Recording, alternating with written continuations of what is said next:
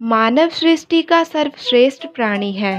वह स्वयं को और भी अधिक श्रेष्ठ बनाने के लिए निरंतर प्रयास करता रहता है और इन्हीं प्रयासों में से एक है कि मनुष्य अपने आध्यात्मिक विकास हेतु आत्मा की शक्ति या कहे आत्मिक शक्ति का प्रयोग करता है और इसी शक्ति से हम परमात्मा की अनुभूति करने में समर्थ हो पाते हैं, क्योंकि आत्मा कभी भी हमें गलत संकेत नहीं देती और ना ही कभी गलत काम करने के लिए प्रेरित करती है।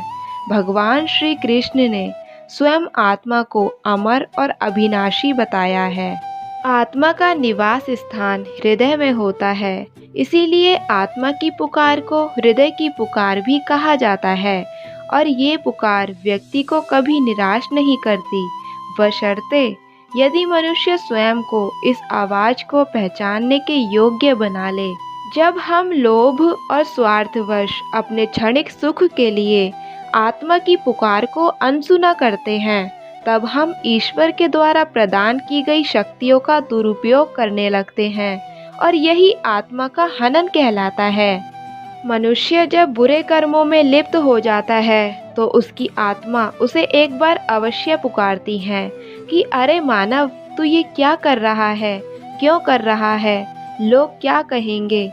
यह आवाज़ उस समय मुख्य रूप से हर प्राणी के अंतर्मन में उठती है, लेकिन तब मनुष्य इस आवाज़ को अनसुना कर देता है और गलत कार्यों की परिसीमा पार करने लगता है और अंतरात्मा की आवाज़ पर स्वार्थ और क्षणिक सुख की विजय होने लगती है। फिर आत्मा कुछ समय के लिए हार जाती है, लेकिन आत्मा फिर भी गलत को हमेशा गलत ही कहती है।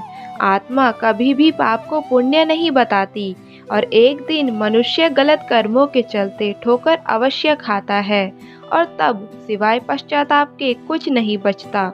इसीलिए ये जरूरी है कि समय रहते हम अपने अंतर्मन को समझें और सही मार्ग पर चलें। गीता के एक उपदेश में भी श्री कृष्ण कहते हैं कि ऐसा मनुष्य जो न कभी अति हर्षित होता है, न कभी द्वेष करता है और न कभी शोक करता है और जो न कामना करता है तथा शुभ और अशुभ संपूर्ण कर्मों का त्यागी है, वह मनुष्य मुझे अति प्रिय है। जो व्यक्ति अपनी आत्मा की आवाज़ को सुनता है, उसका चिंतन करता है, वह दृढ़तापूर्वक अपने कर्तव्यों में तत्पर हो जाता है। ऐसा मनुष्य अपने अतीत को भूलकर आगे बढ़ने लगता है, साथ ही अपने जीवन के सकारात्मक उद्देश्य को प्राप्त करता है।